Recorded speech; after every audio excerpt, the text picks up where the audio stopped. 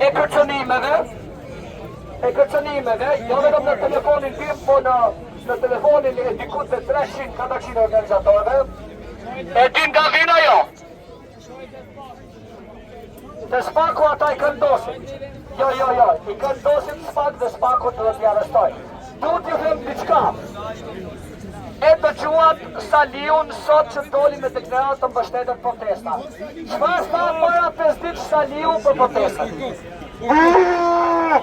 Një thot golo!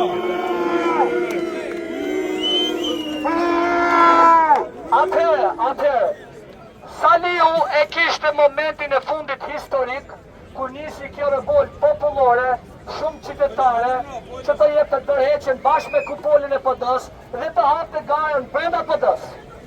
Por nuk e boni, okej? Ata që na dërgojnë kërcënimet më shumë janë njerëzit e Saliut.